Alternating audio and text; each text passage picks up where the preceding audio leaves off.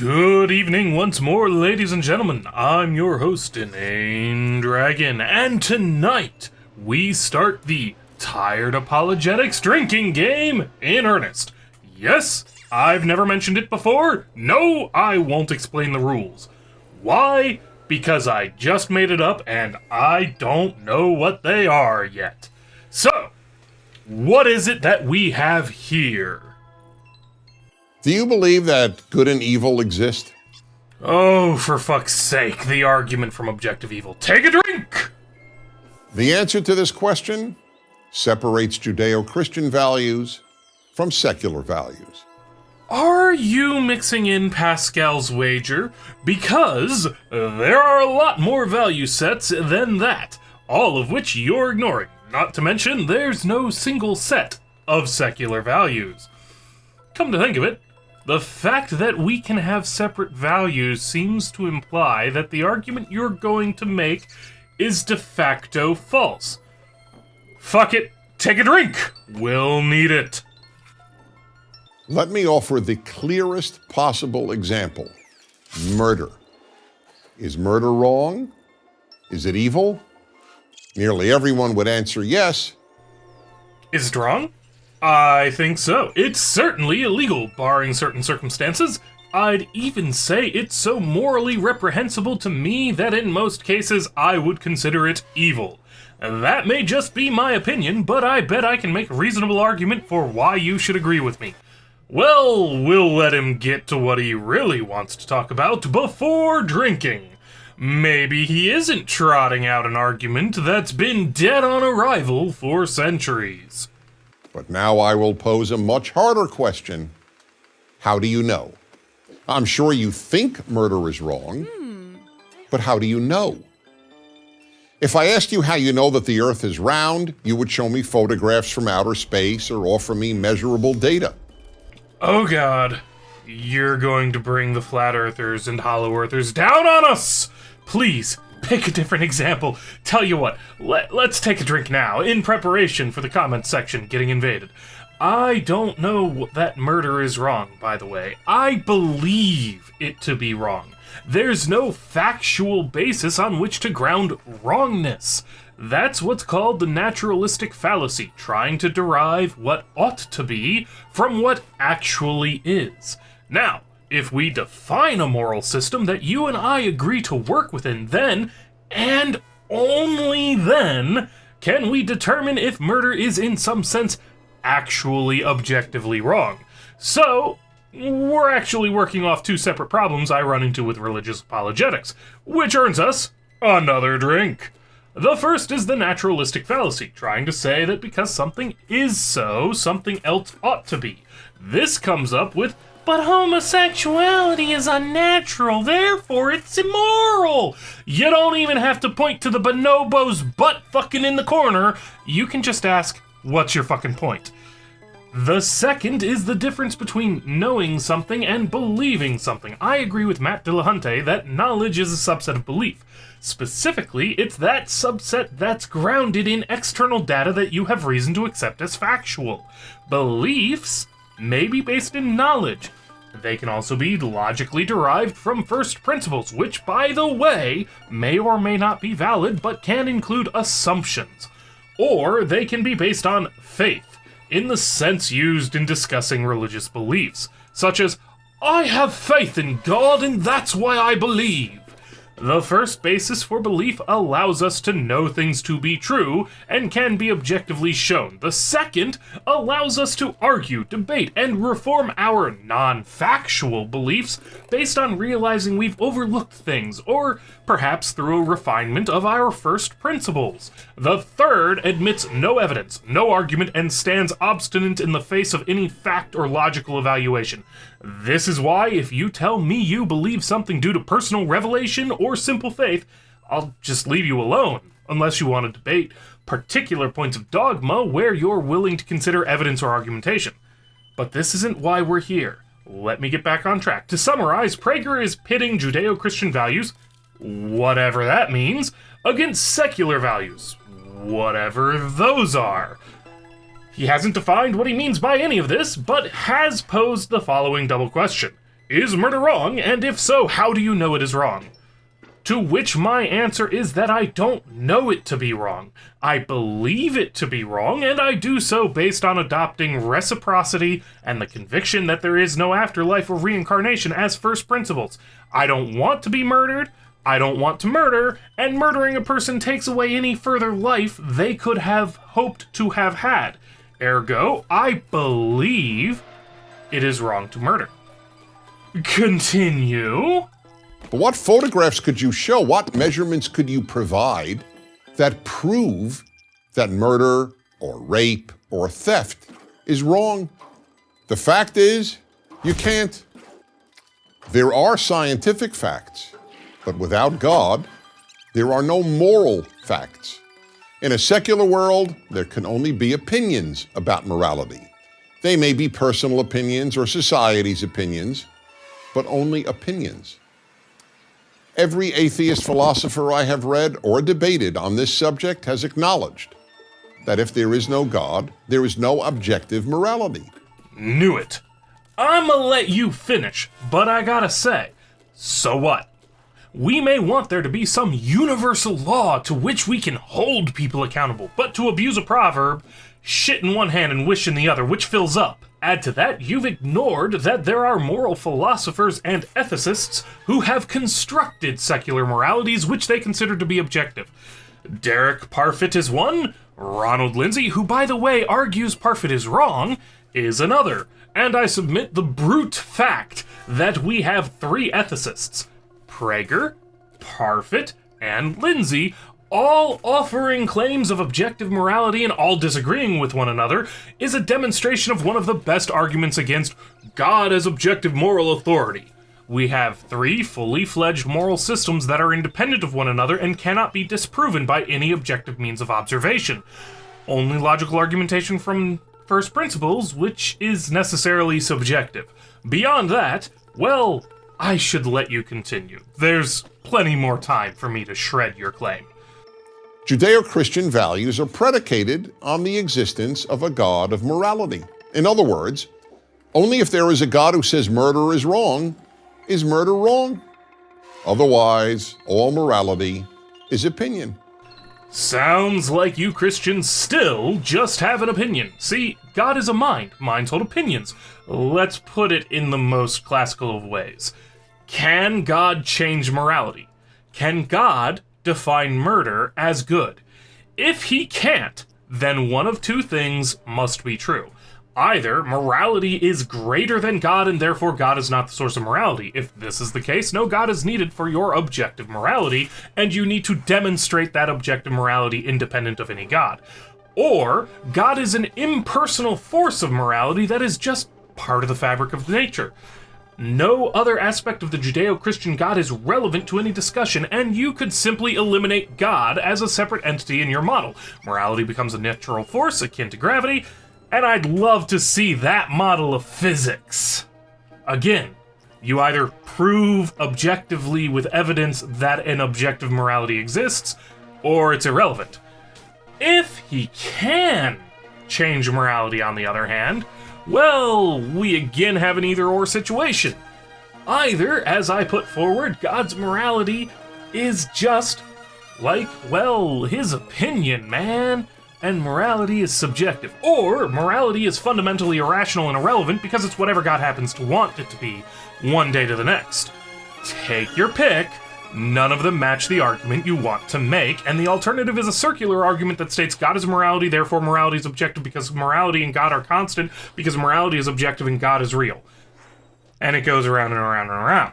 Your morality comes from your worldview, derived in part by the fact that we're a social species and in part by the fact that you live in a society that trains you and would remove you if you transgressed the moral traditions of that society. Sorry to say it, but you're just going to have to deal with reality. This isn't even an argument for a God, as it's presuppositional. That is, it presupposes that either objective morality exists or that God exists. The problem is you've proven neither, and your current argument depends on both. Again, it's circular. Morality is objectively real because God exists, and God exists because morality is objectively real. Circular reasoning, take a drink! Either that, or you're just bitching about how you want things to be. Do you have a goddamn point? The entire Western world, what we call Western civilization, is based on this understanding. Now, let me make two things clear. First, this doesn't mean that if you don't believe in God, you can't be a good person. There are plenty of kind and moral individuals who don't believe in God and Judeo-Christian values. But the existence of these good people has nothing to do with the question of whether good and evil really exist if there is no God. Second, there have been plenty of people who believed in God who were not good people. Indeed, more than a few have been evil and have even committed evil in God's name. The existence of God doesn't ensure people will do good. I wish it did. The existence of God only ensures that good and evil objectively exist and are not merely opinions. Holy assertion, Batman! Don't get me wrong, unlike most of your audience, I know the origin of this argument, but when you frame it, there's no argument. You are asserting that if a God exists, then good and evil objectively exist. You are not even framing a logical argument to make this claim. I would argue that the evidence you present that people who attempt to follow God can be immoral, and people who don't can be moral, and worse still, people can disagree on what moral and immoral even mean, is evidence against your claim. Are you saying that since we can't measure good and evil, that God doesn't exist? Are you coming out atheist? Sweet! Oh, wait, I already know that's not your point. Look, let's roll out one of the other criticisms of this argument. Let's suppose I had irrefutable proof God doesn't exist. I could demonstrate it to you beyond any shadow of an inkling of a doubt. Would you now be willing to murder people? If the answer is no, then God isn't the source of your morality and this argument is irrelevant. If your answer is yes, you're a sociopath and I have no reason to take you seriously, you fucking lunatic. You'll only behave like a rational human because there's a threat of eternal fire waiting for you. In other words, the argument is irrelevant. Again, there's a reason people don't often make this argument anymore. It fails at every conceivable point. This is Apologetics 101. Don't make an argument even a drunken idiot like me can just laugh off. You cram a hell of a lot into a minute, I might add, because I haven't touched on your false assertion that Judeo-Christian values are the basis of Western civilization. This is, well, bluntly, a pretty bold lie. Ever heard of the Enlightenment? It had nothing to do with new readings of the Bible. Specifically, it tied into restorations of ancient Greek and Roman philosophical works by other Europeans who were non-Christians. Works that were available in spite of the church. Specifically, they were largely looted by Europeans from Islamic libraries and correlated to works miraculously preserved by monastic orders in spite of the church's rather large banned book list. You do know that most Greek philosophers were banned from Christendom for being atomists, don't you? We have Western civilization in spite of Christianity, not because of it. The church of its day fought every reform, including the Protestant Reformation, which argued that individuals should be able to interpret scripture for themselves. Again, a Western value, individualism, arising in direct defiance of the extant Judeo-Christian worldview. Our civilization is a blending of pagan philosophies with Judeo-Christian mythologies. Even the Golden Rule predates the Bible, for fuck's sake.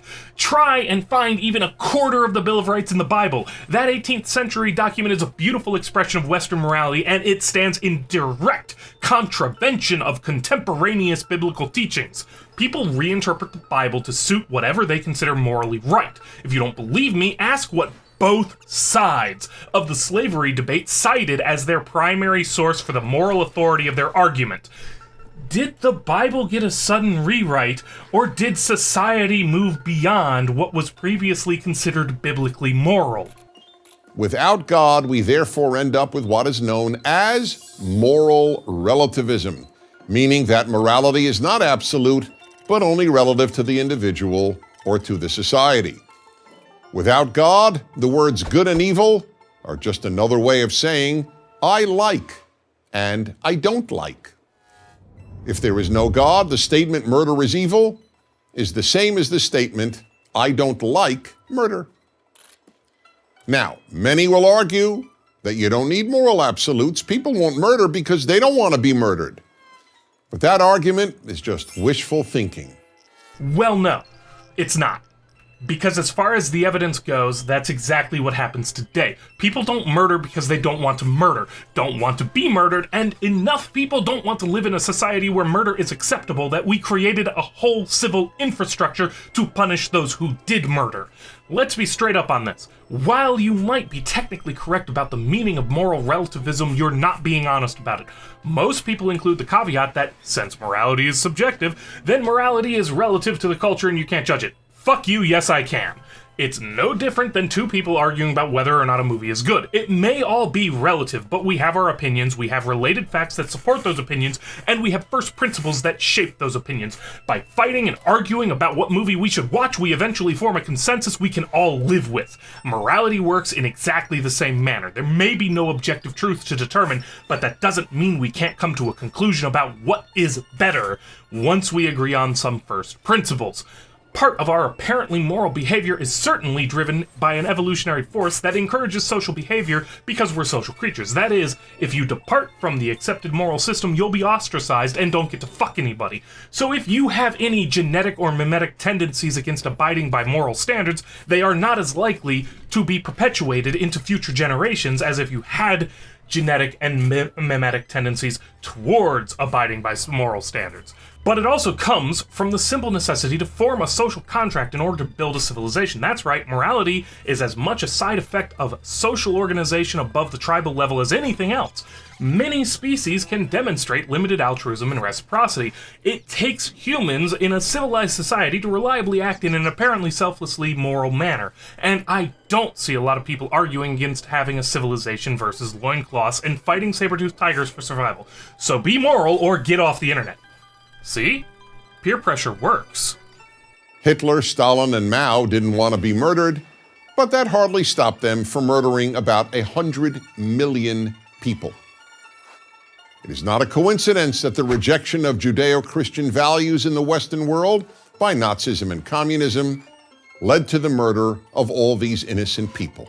Right. You know Hitler's anti-Semitism was driven by his Catholic upbringing, you know? Jewish rights were shit up until the 20th century in Christendom, and pogroms to kill them or ghettos to house them weren't uncommon. Segregation and persecution are Judeo-Christian values. Just ask the so-called witches of Salem. What's that? You protected yourself from this accusation earlier by pointing out that Christians could still be bad? Yes, you did. You also said not holding Judeo-Christian values doesn't make you immoral. Ergo, you're being a hypocrite by resorting to this guilt by association fallacy, which is made worse by the fact that many communists and socialists see distinctly Christian roots in their philosophy, and the fact that Hitler thought he was doing the work of Jesus. Maybe, and here's a thought, you should make an argument instead of an appeal to emotion.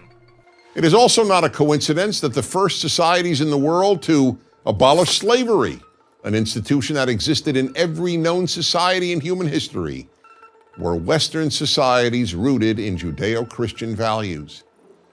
And so were the first societies to affirm universal human rights, to emancipate women, and to proclaim the value of liberty.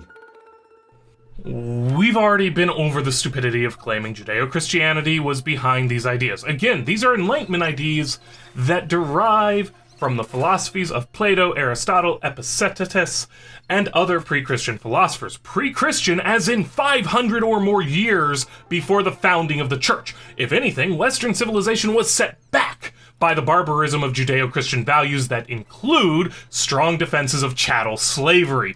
Liberty was espoused by distinctly anti-church individuals such as Thomas Jefferson and Paine, both of whom were at best deists and flat out rejected the Judeo-Christian God as immoral.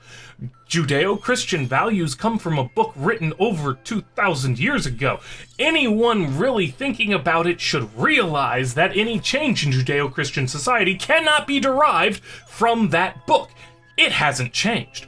Rather, it had to come from new information from outside that book. What part of slaves, obey your master is anti-slavery?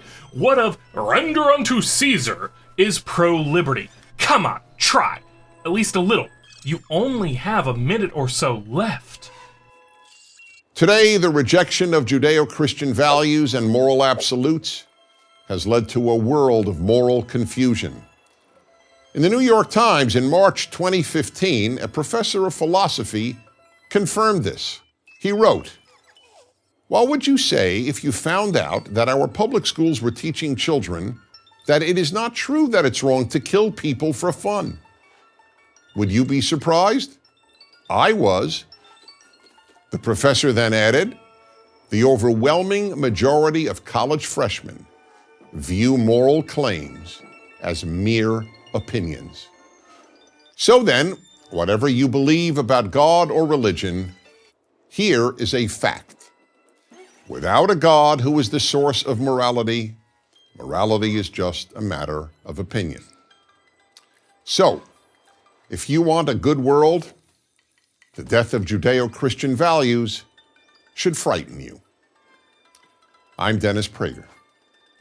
So, an emotional appeal, and an assertion that your God is the answer. Look, I'm not going to shit on someone who gets their morals from the Bible as long as they wouldn't kill me if there was no God, and they don't accept the biblical arguments for slavery, stoning disobedient children, or murdering gay people. But you didn't make an argument for moral objectivity, nor did you make an argument for the existence of your God, nor did you make an argument that your God could provide objective morality. You didn't address any of the criticisms of the argument I raised, and even though I'm responding to a video, not having a live discussion with you, you should have.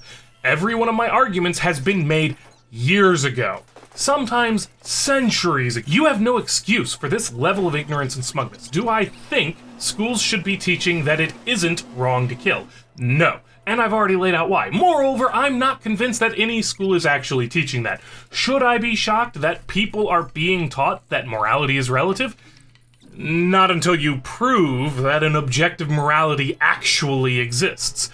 Understanding that different cultures and people will have different morals isn't a bad thing. It's a smart thing because they do whatever you might wish. The question to ask are, do you care, and would you want to live under them? I wouldn't want to live under Sharia law, so I argue against it. It doesn't matter that neither I nor the proponents of Sharia law are objectively right. I can make a damned fine argument against treating women as second-class citizens without resorting to teaching moral opinions as facts. And most people, myself included, are opposed to criminal punishments for being gay. Whether or not that's based on some external absolute or our desire to simply live and let live is fucking irrelevant. And I dare you to say otherwise, because if you think it matters, you can't hold opinions because they aren't relevant until they're supported by cold hard facts. And nobody but nobody lives like that, God or no God. So you're free to fuck right off. I'm InaneDragon, and this has been too fucking stupid to just call inanity. But if you enjoyed it anyways, consider subscribing to keep listening to me yell at idiots. You know how YouTube works, so do all the other things too. Consider putting some money in the till over on Patreon. It keeps me drunk, which keeps me ranting. Good night, everyone, and before you leave YouTube, consider checking out Logic's thought on morality and gods. Links to all of his videos on that subject are in the description. He also beat me to this one, the bastard. Good night.